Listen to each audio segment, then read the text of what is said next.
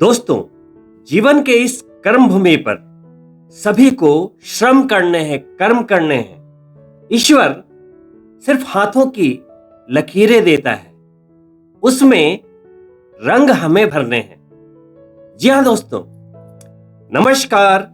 मैं डॉक्टर मुकेश आप सभी का हार्दिक अभिनंदन करता हूं आपके चैनल एस्ट्रो नक्षत्र 27 पर। दोस्तों, आज मैं आपके सामने उपस्थित हुआ हूं मकर राशि के जातकों के लिए दिसंबर महीने का मार्गदर्शन और भविष्य फल को लेकर। दोस्तों, आप सभी मकर राशि के जातक इस समय कर्म फलदाता शनिदेव की उतरती हुई 7.5 के चरण से गुजर रहे हैं और कर्म फलदाता शनिदेव जो आपके राशि के स्वामी हैं, मार्गी हो चुके हैं। आपकी जन्म चंद्रमा मकर से द्वितीय भाव में धन के भाव में गोचर कर रहे हैं। किसी को उनकी इस स्थिति के कारण परेशानियां हो रही है तो कोई धन कमा रहा है। ऐसा क्यों होता है, आज के वीडियो में इसकी चर्चा भी करेंगे कि एक ही ग्रह के गोचर किसी के लिए अच्छे फलों को लेकर आते हैं और किसी के लिए बुरे फलों को लेकर क्यों आते हैं। इस वीडियो को पूरा देखिएगा क्योंकि यह समझना बहुत ही अनिवार्य है, क्योंकि अब अगले वर्ष 29 मार्च को आपकी 7.5 समाप्त होने वाली है। 30 वर्षों के बाद यह 7.5 का चरण हर किसी के जीवन में उसे तराशने आता है। शनिदेव कभी कष्ट नहीं देते, वो सिर्फ आपको तराशने आते। यदि आप बीते 7.5 वर्षों में आए संघर्षों के दौरान, दबाव के दौरान, आर्थिक परेशानियों के दौरान, हुई मान हानियों के दौरान यदि आपने कुछ सीखा है, यदि आपने कुछ परिवर्तित किया है, अपने नियत में परिवर्तन किया है, अपने कार्य क्षेत्र में परिवर्तन किया है, जो गलतियां हो रही थी उसे सुधारने का प्रण लिया है, तो 7.5 के समाप्त होते ही आप दिन दुनी रात चौगुनी तरक्की करने लगेंगे। क्योंकि शनिदेव वही कहते हैं जो उनके आराध्य कहा करते थे। जी हां, श्री कृष्ण कहते थे कि कर्म करो, फल की चिंता मत करो। लेकिन शनिदेव उसमें थोड़ी सी संशोधन के साथ आपको कर्म करने की सलाह देते हैं। वो संशोधन क्या है कि कर्म करो, फल की चिंता मत करो के आगे एक वर्ड जोड़ना है, वो है कि अच्छे कर्म करो, फल की चिंता मत करो, अच्छा ही मिलेगा। लेकिन यदि आप बुरे कर्म करते हैं तो ये पंक्ति आपके लिए, ये सीख आपके लिए काम नहीं करेगी, क्योंकि बुरे कर्म का कभी भी अच्छा फल ईश्वर आपको नहीं देंगे। दोस्तों, जो भी रिजल्ट्स हमें जिंदगी में प्राप्त होते हैं हमारे कर्मों के, वो कोई और नहीं देता, वो हमारे ही कर्मों के प्रतिफल होते हैं। लेकिन यदि आपकी नीयत अच्छी है, ईश्वर के लिए आपके दिल में श्रद्धा है, झुकाव है, समर्पण है, ग्रेटिट्यूड है, आप ये मानते हैं कि आपकी जो सांसें चल रही हैं वो ईश्वर की देन है, तो ईश्वर आपके किए गए कर्म का फल भी देते हैं और वो उन चीजों को नियंत्रित करते हैं जो आप नहीं कर सकते। जैसे आप जो भी करते हैं अपने घर के अर्थ को कमाने के लिए, क्योंकि आज के जीवन में अर्थ कमाना सबसे महत्वपूर्ण है, पैसे। तो आप नौकरी करते हैं, कोई व्यवसाय करते हैं, कोई भी कार्य करते हैं, तो कार्य को अच्छे तरीके से करना यह आपके नियंत्रण में है, लेकिन वहां का माहौल, वहां की चीजें, मार्केट की डिमांड और भी अलग अलग चीजें ईश्वरीय कृपा पर निर्भर करती है। जैसे कि मैंने पहले भी बताया है कि जब अर्जुन द्रौपदी को स्वयंवर में जीतने के लिए जाने वाले थे, तो उसकी एक रात पहले श्री कृष्ण उन्हें बहुत समझा रहे थे कि हे अर्जुन, मैं जानता हूं कि तुम धनुर्धारी हो, बहुत अच्छे से निशाना लगाते हो, लेकिन कल बहुत ही धैर्य से करना, अपनी पूरी शक्ति लगा देना, पूरी एकाग्रता का उपयोग करना।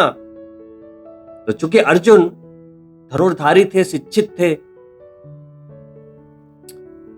उनका निशाना अचूक था, तो वो थोड़े चिड़चिड़े होकर बोले कि हे प्रभु, सब कुछ मैं ही करूंगा तो कल आप क्या करेंगे। तो श्री कृष्ण कहते हैं कि हे अर्जुन, मैं जानता हूं कि तुम बहुत ही अचूक निशाना लगाओगे और जीतोगे भी, लेकिन मैं क्या करूंगा, जिस जल में तुम मछली की छवि देखोगे, मैं उस जल को स्थिर रखूंगा, वो तुम्हारे नियंत्रण में नहीं है। ठीक उसी तरह से जब आप जॉब करते हैं, एक बड़े लेवल पे होते हैं, जब एक आप बड़ा बिजनेस कर रहे होते हैं, बड़े ऊंचे लेवल पे एकदम लीड कर रहे होते हैं पूरे मार्केट को, तो ये सच्चाई है कि आपकी एबिलिटी, आपकी काबिलियत पे कोई शक नहीं है, लेकिन कुछ चीजें ईश्वर के नियंत्रण में होती है जो आप कंट्रोल नहीं कर सकते। ठीक उसी तरह से जैसे आप फ्लाइट पर बैठ सकते हो, लेकिन उसके बाद का नियंत्रण आपका नहीं है। आप लैंड करोगे या नहीं करोगे, यह ईश्वरीय कृपा पर निर्भर करती है। आप लिफ्ट का बटन ऑन कर देते हो कि 30 फ्लोर पे जाना है, लेकिन बटन ऑन करने के बाद चीजें आपके कंट्रोल में नहीं है। वो लिफ्ट अपने गंतव्य तक पहुंचेगी या बीच में खराबी आ जाएगी, वो लिफ्ट गिर जाएगी, अटक जाएगी, वो आपके कंट्रोल में नहीं। क्यों? ऐसी चीजें नहीं होती? कभी लिफ्ट गिर जाती है, खराबियां आ जाती हैं, कभी फ्लाइट क्रैश हो जाते हैं, लेकिन हम एक विश्वास के साथ चलते हैं। तो शनिदेव का यही कहना है, जो आपके राशि के स्वामी हैं, कि आप काबिल हो, समझदार हो, लेकिन फिर भी अगर आप उतने पैसे नहीं कमा रहे या उतनी प्रसिद्धि नहीं कमा पा रहे, तो कहीं ना कहीं आप में त्रुटि है। देखने में आप सोना हो, लेकिन हो सकता है कि अभी 24 कैरेट का नहीं, 18 कैरेट के हो। उसको बार बार पिघलाओ, शुद्धि लाओ। दोस्तों, शनिदेव अब अपनी सजा की अवधि आप मकर राशि के जातकों के लिए समाप्त करने वाले हैं, तो अब आपको नियत से सुधर जाना होगा ताकि आप पुण्य लाभ की प्राप्ति कर पाए। शनिदेव अपने बेहतरीन गोचर में होंगे जो शास्त्रों में वर्णित होते हैं। जी हां दोस्तों, पूरे 30 वर्षों में शनिदेव शास्त्रों के अनुसार सिर्फ 3 भावों में ही अच्छे रिजल्ट देते हैं, तीसरे, छठे और 11वें भाव में। तो 7.5 समाप्ति के बाद जिस भाव में 29 मार्च को शनिदेव प्रवेश करने वाले हैं, वो भाव है तृतीय। मानसिकता का भाव, पराक्रम का भाव, निर्णय शक्ति का भाव, संभावनाओं का भाव।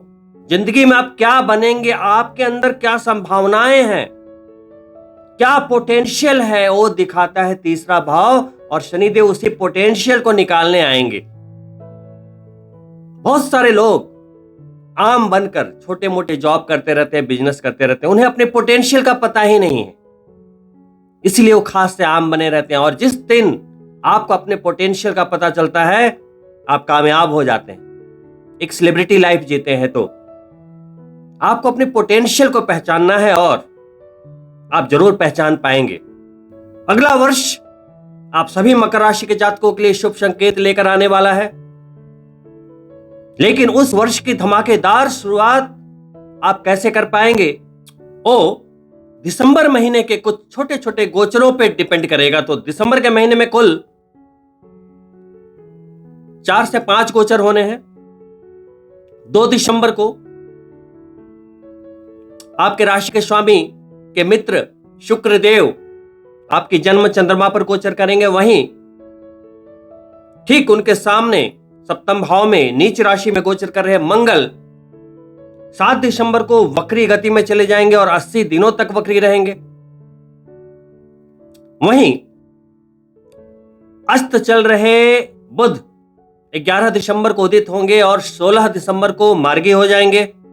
और अंतिम गोचर के रूप में ग्रहों के राजा सूर्यदेव, जो आपके अष्टमेश होते हैं, अभी एक आदर्श भाव में गोचर करें, लाभ के भाव में, अपने अच्छे गोचर में। वो 15 दिसंबर को द्वादश भाव में, व्यय के भाव में, विदेश के भाव में गोचर करेंगे।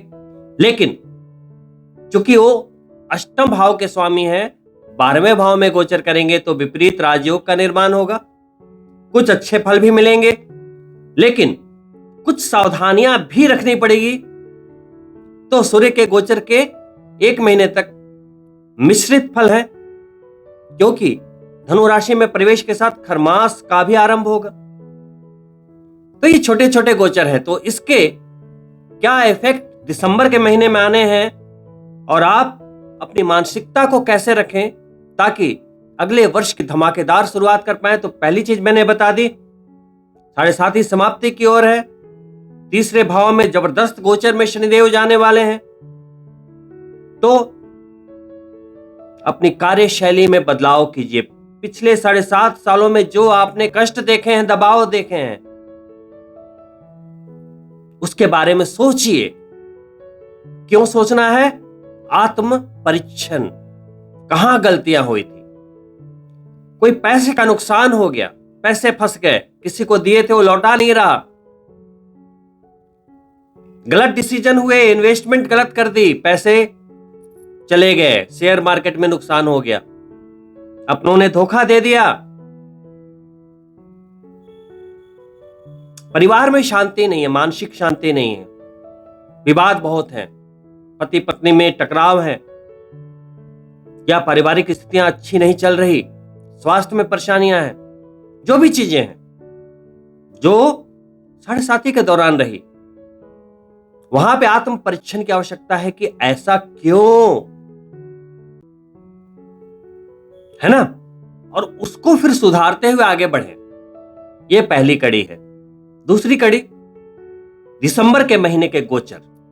2 दिसंबर को ही आपकी जन्म चंद्रमा से देखें तो योग कारक ग्रह के रूप में पंचमेश और दशमेश, 5वें भाव के स्वामी, शिक्षा, संतान और प्रेम वाले भाव के स्वामी, और दशम यानी करियर वाले भाव के स्वामी, प्यार के कारक ग्रह, वैभव के कारक ग्रह, धन के कारक ग्रह, परफेक्शन के कारक ग्रह, कला के कारक ग्रह,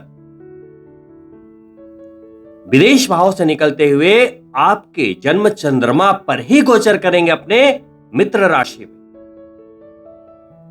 याद रहे कि शनिदेव शुक्रदेव की राशि तुला में उच्च के होते हैं, परम मित्र हैं,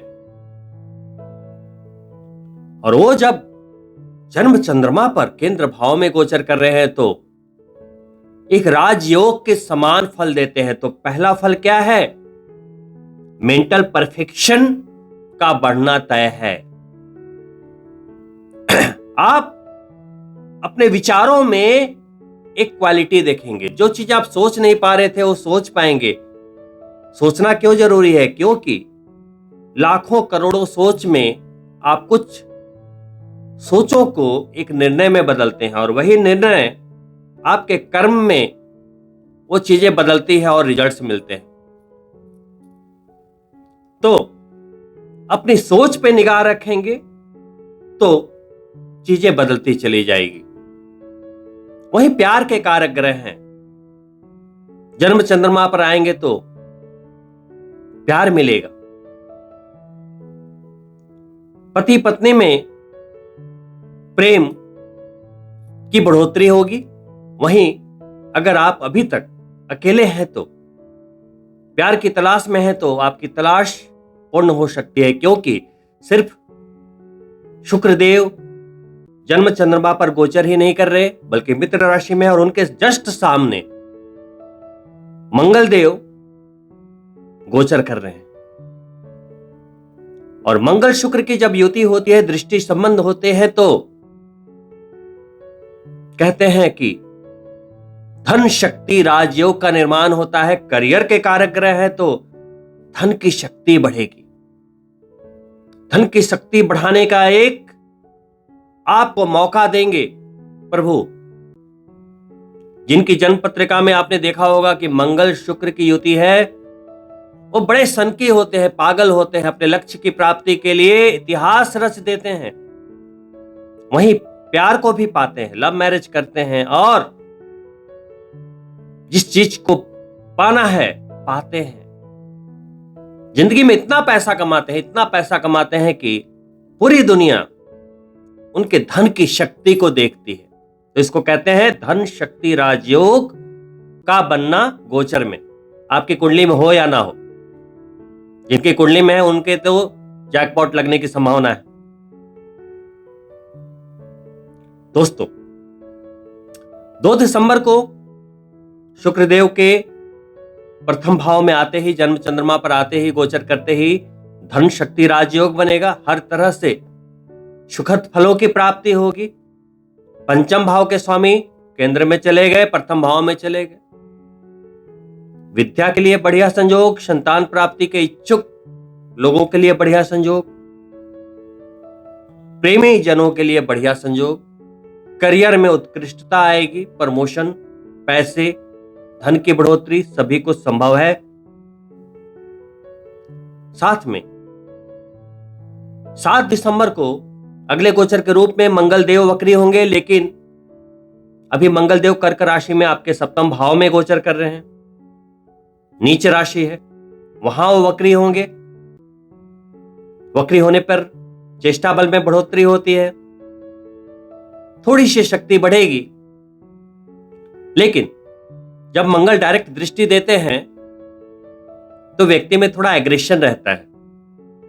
सप्तम भाव में गोचर कर रहे हैं तो यहां पर एक सावधानी रखनी पड़ेगी। देखिए, सभी के लिए तो नहीं, लेकिन वो लोग जो मकर राशि के तो हैं लेकिन मांगलिक जातक हैं, उनकी शादी बड़े परेशानियों के साथ हुई थी या विलंब से हुई थी। मांगलिक के बारे में आप जानते होंगे, उनकी शादी में अमूमन विलंब होते हैं 28 वर्ष के बाद। कभी कभी तो ये वर्ष 32, 33, 34, 35, 36 वर्ष भी पूर्ण हो जाने के बाद ही शादी के योगायोग बनते हैं। वो तो जन्म पत्रिका के ऊपर डिपेंड करता है। बट ये सभी दोषों में सबसे ज्यादा खतरनाक शादी के मामलों में माना जाता है। अब मंगल देव 7वें भाव में ही गोचर कर रहे हैं। अब जिनके मांगलिक दोष होंगे, जिनकी शादियां बड़ी मुश्किल से हुई होगी या मांगलिक दोष नलिफाइड ना होने की वजह से विवाद अगर हो रहे होंगे घर में, तो यहां पर मंगल देव के नीच राशि में होने के कारण और बाद में वक्री होने के कारण थोड़ी सी आपको संभल के चलने की चेतावनी दी जाती है। यह अलग बात है कि शुक्र देव आ गए हैं लगन में तो चीजों को संभालेंगे। मिश्रित राजयोग जो बन रहे हैं तो राजयोग के साथ साथ चीजें भरपूर लाभ के रूप में दिख रही हैं, लेकिन सिर्फ कुछ लोगों के लिए जिनके घरों में प्रॉब्लम है। ऐसा तो नहीं है ना कि अगर 100 लोग मकर राशि के हैं तो सभी के घरों में प्रॉब्लम हो गया। ऐसा नहीं हो सकता, क्योंकि इंडिविजुअल कुंडली पे वो चीजें डिपेंड करती हैं।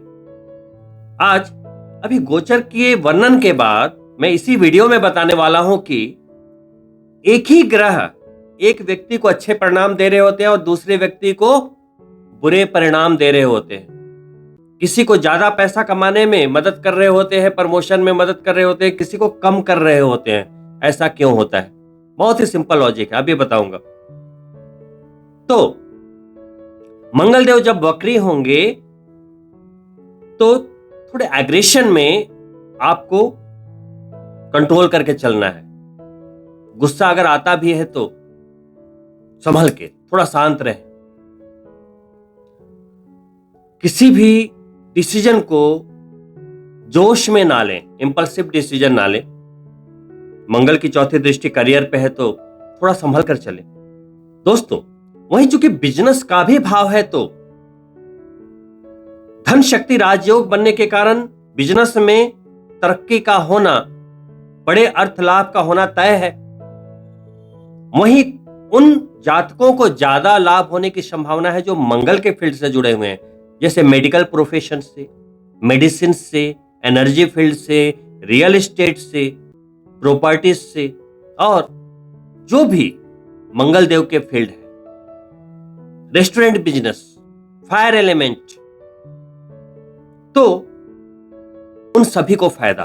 पुलिस से जुड़े हुए अधिकारियों को, सेना से जुड़े हुए अधिकारियों को, बड़े रैंक पे लाल बत्ती में घूमने वाले अधिकारियों को लाभ, प्रमोशंस, बड़े राजनेताओं को लाभ जो पावर में है, क्योंकि मंगल पावर को रिप्रेजेंट करता है। अब शुक्र की दृष्टि आ जाएगी, धन शक्ति राजयोग फॉर्म होना एक बहुत बड़ी बात है। पंचम त्रिकोण और दशम त्रिकोण के स्वामी होते हुए दृष्टि करेंगे तो बहुत बड़ी शक्ति। ग्रह बहुत ही छोटा है लेकिन शक्ति बड़ी है। मंगल जहां हमारे शरीर में ब्लड का प्रतिनिधित्व करता है, हमारी शक्ति का प्रतिनिधित्व करता है, गुस्सा, ईगो, निर्णय, रिस्क फैक्टर, सब कुछ। वहीं शुक्र हमारे बॉडी में परफेक्शन है, प्राण शक्ति है, पौरुष शक्ति है। ये दोनों जब मिलते हैं तो एक इतिहास लिखा जा सकता है, ऐसा कहते हैं। बहुत बड़ी शक्ति है, इसका उपयोग करना सीखिए। कहते हैं जिस जिस पर जग हंसा है उसी ने इतिहास रचा है। यानी कि सभी लोग जॉब कर रहे हैं, अगर आप भी जॉब करोगे तो कोई नहीं हंसेगा। सभी लोग बिजनेस कर रहे हैं, आप भी बिजनेस करोगे तो कोई नहीं हंसेगा, क्योंकि वो लोग सभी लोग कर रहे हैं, क्यों हंसेंगे, है ना। लेकिन अगर कोई जॉब कर रहा है, एक साल में मान के चलो कि 80 लाख करोड़ रुपए का पैकेज है, इसे बढ़िया मानते हैं आज के डेट में कि चलो करोड़ रुपए का पैकेज है। लेकिन वही बंदा अगर बोले समाज से हटके, लिंक से हटके कि मुझे तो 1 करोड़ का पैकेज नहीं चाहिए, मुझे तो 100 करोड़ कमाने हैं, कमाने वाले कमा रहे हैं कि नहीं, तो आप क्या बोलोगे? पागल हो गया है क्या? और वो जॉब छोड़ दे और कुछ न्यू स्टार्टअप कर ले तो आप क्या बोलोगे? कितना बढ़िया जॉब था, 1 करोड़ का पैकेज था, पागल हो गया है, सन की है। लेकिन उसकी यही सनक अगर क्लिक कर जाती है ना, ईश्वर का कंट्रोल मिल जाता है, अच्छी नियत से वो कार्य करता है, तो बिल्कुल वो आसमान की बुलंदियों तक पहुंच जाता है। तो इसको कहते हैं मंगल शुक्र की शक्ति। जिस व्यक्ति में मंगल शुक्र इस तरीके से कॉम्बिनेशन बनाकर, धन शक्ति राजयोग बनाकर कुंडली में बैठे रहते हैं, तो आपने ऐसी कहानियां सुनी होंगी। ऐसी युति अगर तृतीय भाव में बन जाए, चतुर्थ भाव में बन जाए, दशम भाव में बन जाए, छठे भाव में बन जाए, तो बंदा इतिहास ना लिखे, ऐसा हो नहीं सकता। लाभ के भाव में बन जाए, कई ऐसे कॉम्बिनेशन होते हैं। तो ये कॉम्बिनेशन 2 दिसंबर से 28 दिसंबर तक आपको इस महीने मिलने वाला है। तो आपके अंदर भी कहीं ना कहीं जिद, सनक, किसी कार्य को करने की एकदम, जो कहते हैं ना, करना है, तो ये भगवान का इंडिकेशन है, कीजिए। बढ़िया वक्त आने वाला है, 7.5 वर्ष आपने धीरे धीरे करके निकाल लिए, कम बड़ी बात नहीं है। अभी देखिए मेष राशि के जातकों के लिए 7.5 शुरू होने वाली है, तो अभी वो 30 वर्षों से फ्री थे, तो उनके दिल पर क्या चीजें चल रही होगी। 7.5 वर्ष की 7.5 कैसे निकालेंगे हम। आपने भी 7.5 वर्ष पहले सोचा होगा, लेकिन आपने निकाल लिया। अब बड़ी बात है, अब आपकी गाड़ी इतनी तेजी से भागेगी अगले वर्ष से, सारे दुख भूल जाएंगे, मैं गारंटी देता हूं। क्योंकि मेरा तो काम ही है दिन भर में 10 लोगों की जिंदगियों से निकलना, उनका आकलन करना, दशाओं को देखना, महादशाओं को देखना, है ना। तो मैं अपने तजुर्बे से गारंटी दे सकता हूं। आपको क्या करना है, अपनी जन्म पत्रिका देखनी है कि उसमें कोई त्रुटि ना हो। बस अगले गोचर के रूप में आपके छठे भाव के स्वामी, आपके भाग्य के स्वामी बुध देव, जो अभी लाभ के भाव में गोचर करें, एकादश भाव में सूर्य देव के साथ। बुध आदित्य योग अभी फॉर्म है, वो भी लाभ के भाव में। 15 दिसंबर तक, जब तक सूर्य देव गोचर नहीं करते, ये योग बना रहेगा, उसका लाभ लीजिए। वहीं वक्री चल रहे हैं बुध देव, अस्त भी हैं, तो खुशी की बात है कि 11 दिसंबर को वो उदित हो जाएंगे और 16 को मार्गी भी हो जाएंगे। बुध क्या है, छठे भाव के स्वामी, नौकरी वाले भाव के स्वामी, वो अस्त थे। तो जो लोग नौकरी में थे वहां थोड़ी सी ट्रबलेंस आपको महसूस हो रही होगी, वो ठीक हो जाएगी। कुछ शत्रु हैं जो कि आपको परेशान कर रहे थे, तो ये सब चीजें सॉर्ट हो जाएंगी, क्योंकि छठे भाव के स्वामी हैं। उनके उदित होते ही भाग्य भी बली होगा। और अंतिम गोचर के रूप में आपके 8वें भाव के स्वामी अष्टमेश सूर्यदेव 12वें भाव में गोचर करेंगे 15 दिसंबर, द्वादश भाव में। अभी एकादश भाव में गोचर करें, अच्छा गोचर है सूर्यदेव का पिछले महीने से 15 दिसंबर तक। 15 दिन बहुत बढ़िया, लाभ के भाव का गोचर है। जब सूर्यदेव लाभ के भाव में गोचर करते हैं तो सम्मान की प्राप्ति होती है, पदोन्नति होती है, आर्थिक लाभ होते हैं, परिवार में खुशियां आती हैं, बहुत तरह की बातें होती हैं। बहुत बढ़िया गोचर शास्त्रों में बताया गया है। सूर्यदेव का गोचर तीसरे, छठे, 10वें और 11वें भाव में अच्छा बताया गया है। तो पिछले जब 10वें भाव में गोचर कर रहे थे तब भी बढ़िया गोचर था, और अभी 15 दिसंबर तक भी बढ़िया गोचर है। लेकिन अब जब वो द्वादश भाव में जाएंगे तो कुछ मिश्रित फल देंगे। क्यों? क्योंकि अष्टम भाव के स्वामी है। अष्टम भाव को अच्छा नहीं माना जाता, द्वादश को भी अच्छा नहीं माना जाता। तो जब अशुभ भाव के स्वामी अशुभ भाव में जाएं तो इसको कहते हैं विपरीत राजयोग। तो मिश्रित फल देंगे, जहां आपको अपने स्वास्थ्य का ध्यान रखना है, अपने खर्चे को कंट्रोल में करके चलना है, एक्साइटेड होकर खर्चे आपको नहीं करने हैं। वहीं चूंकि अष्टम भाव के स्वामी है, द्वादश में गए तो थोड़ी सावधानी इसलिए चाहिए। अष्टम छिपा हुआ भाव है, सडन कुछ लॉस ना हो जाए, तो सावधानी के साथ चले, गाड़ी बड़े ध्यान से चलाएं। अष्टम के स्वामी हैं। जब हम ड्राइव करते हैं तो अष्टम भाव को क्या कहते हैं? छिपा हुआ भाव। भविष्य के अर्थ में क्या होने वाला हमें नहीं पता। जब हम ड्राइविंग कर रहे होते हैं तो आगे क्या है हमें नहीं पता, जैसे जैसे आगे बढ़ते हैं रास्ता दिखता है, वैसे ही हमारा भविष्य होता है, हमें नहीं पता कि आगे क्या होने वाला है, बस हम कर्म करते हैं विश्वास के साथ। तो अष्टम भाव के स्वामी हैं, आपकी कुंडली में सूर्य अच्छा है तो अचानक लाभ भी होते हैं, पैतृक संपत्ति का लाभ हो सकता है, ससुराल से लाभ हो सकता है, जीवन का भाव है, आयुष्य का भाव है, पत्नी का धन है, स्पाउस का मांगल्य भाव है, बहुत सारी अच्छी बातें। तो बस सावधानी के साथ चले, बहुत डरने की बात नहीं। अच्छे गोचर है सारे के सारे दिसंबर के महीने में। और ये दिसंबर के महीने में आप अपने फाउंडेशन पर ध्यान दें कि 2025 में क्या करें कि सफलता आपके कदम चूमे। 7.5 जैसा कि मैंने बताया समाप्त होने को है। किसी की 7.5 बहुत बुरी रही होगी, जिनकी कुंडली में शनिदेव अशुभ रहे होंगे, और कुछ लोगों की 7.5 ऐसी रही कि रंक भी राजा बन गया होगा। तो ऐसा क्यों होता है? मैंने खुद अनुभव किया है। इतने लोगों की कुंडलियां देखता हूं, 60 में कई लोगों ने बड़े बड़े घर खरीदे, विदेश गए,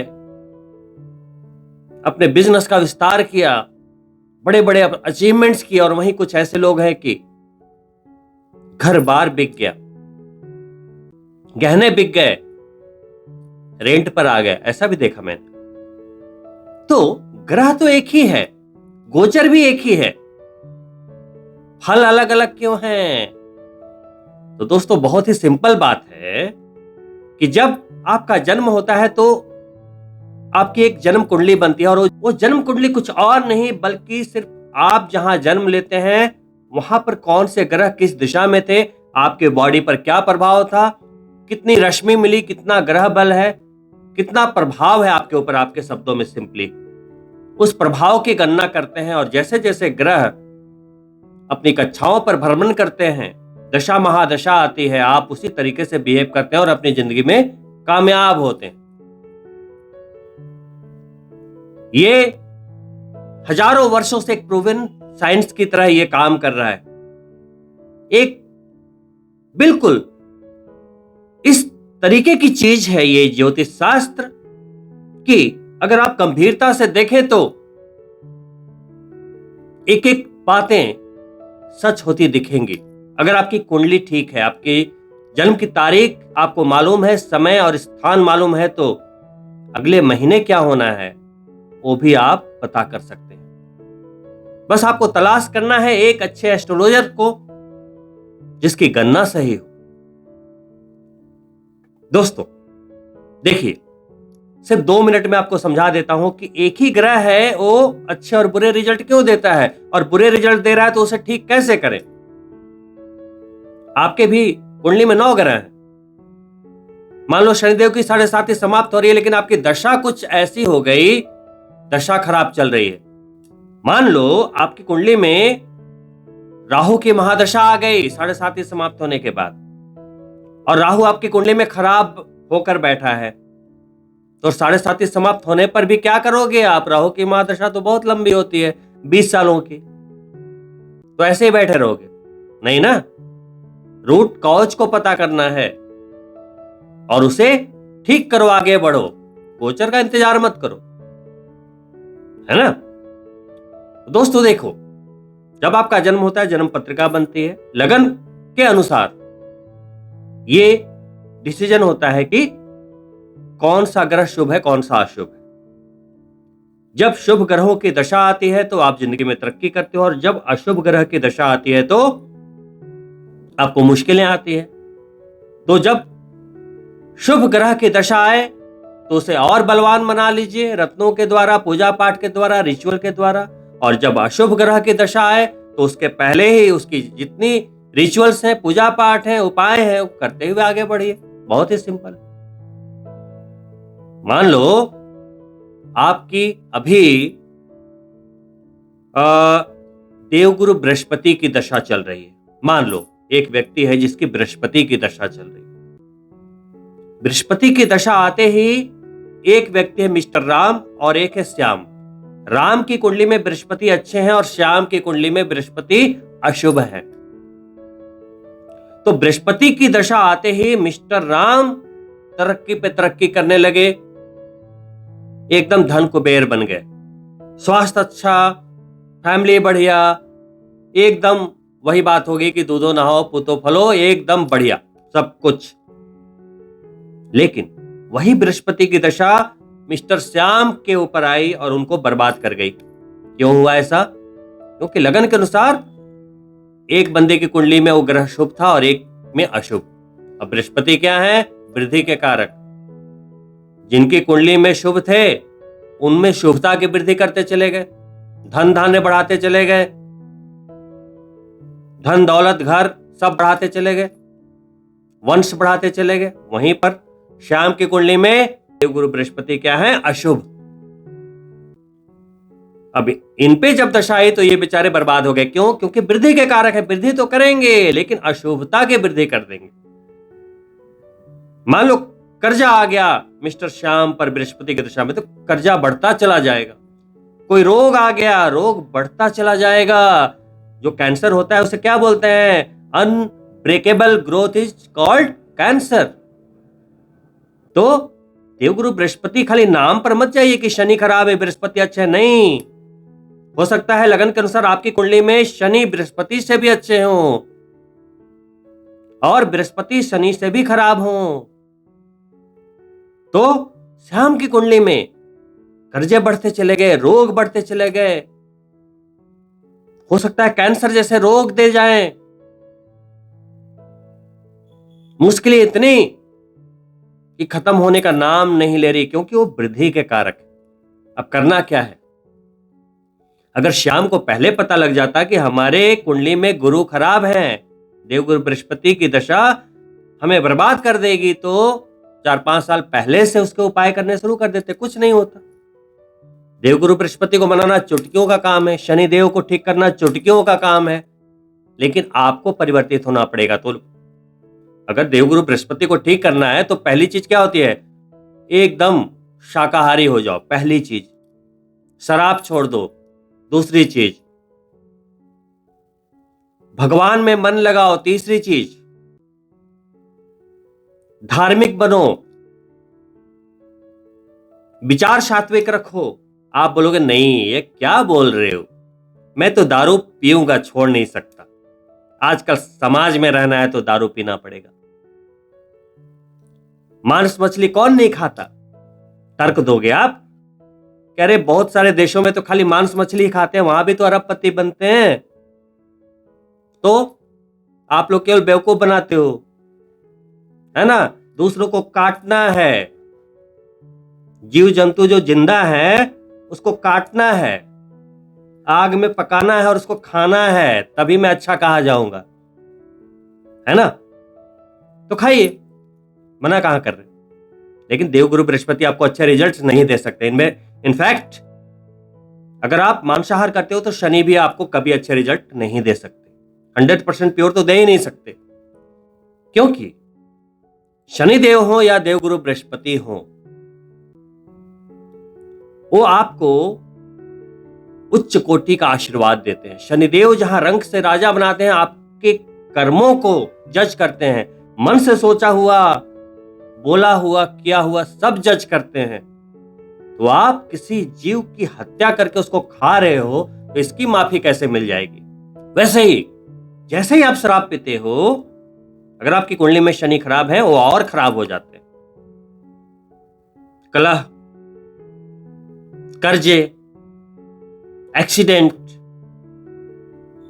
मैं नहीं कर रहा हूं, मुझ पर गुस्सा ना हो, मैं सिर्फ बता रहा हूं, मैं सिर्फ ट्रांसलेट कर रहा हूं कि शास्त्रों में क्या लिखा है और क्यों दिक्कत होती, क्यों श्याम कंगाल हो गए, रोड पे आ गए, और वही ग्रह की दशा में राम धन कुबेर बन गए।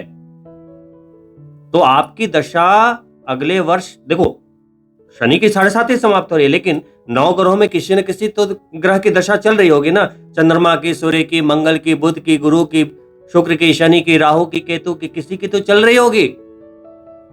अब वो ग्रह आपकी कुंडली में अच्छा है या बुरा है? अब देखिए, एक ग्रह होता है शुभ और वो उच्च का है, अच्छे भाव में बैठा है, कहीं से कोई कंफ्लिक्शन नहीं है, तो वो आपको 100% नहीं 1000% अच्छा रिजल्ट देगा। लेकिन दूसरे नंबर पे ग्रह शुभ है लेकिन वो उच्च का नहीं है, स्वग्रही है, तो सेकंड लेवल का रिजल्ट देगा। अब मान लो वो ग्रह शुभ है लेकिन ना उच्च का है ना स्वग्रही है, सिर्फ मित्र राशि में बैठा है, तो तीसरे नंबर का फल देगा। वहीं वो ग्रह शुभ है लेकिन ना तो उच्च है, ना तो स्वग्रही है, ना तो मित्र राशि में बैठा, वो शत्रु राशि में बैठा है, तो वो चौथे नंबर का फल देगा। अब ग्रह आपकी कुंडली में शुभ है लेकिन अशुभ भाव में बैठा है, मित्र राशि में बैठा है लेकिन अशुभ भाव में बैठ गया, तो 5वें, 6ठे, 7वें नंबर का फल देगा। वहीं कोई ग्रह शुभ है, शत्रु राशि में भी बैठा है, अशुभ भाव में भी बैठा है, तो 8वें, 9वें, 10वें लेवल का रिजल्ट देगा। तो एक शुभ ग्रह है लेकिन वो बहुत तरह के डिफरेंट रिजल्ट दे रहा है। तो हमें क्या करना है? सिर्फ शुभता पता नहीं करनी है, वो शुभता में क्या परसेंटेज है उसको फिर ऊपर लेकर आना है। फिर सेकंड पार्ट में उसकी रश्मि होती है, कोई ग्रह उच्च होता है तो 30 पॉइंट की रश्मि मिलती है। अब आप अपनी कुंडली में देखिए कि 1 है, 2 है, 3 है, 5 है, 7 है, 10 है या 30 है। उसको बढ़ाना आपकी जिम्मेदारी है, तब उसके अंदर पावर आएगी। उसी तरीके से कोई ग्रह अशुभ है, मान लो कोई ग्रह अशुभ है और वो उच्च का हो गया, एक दुश्मन है ऊपर से एकदम बलवान हो गया, तब तो बर्बाद कर देगा और उसकी दशा आ गई मान लो। तब तो आपको उपाय के साथ साथ अपने आप को भी बदलना पड़ेगा ना भाई।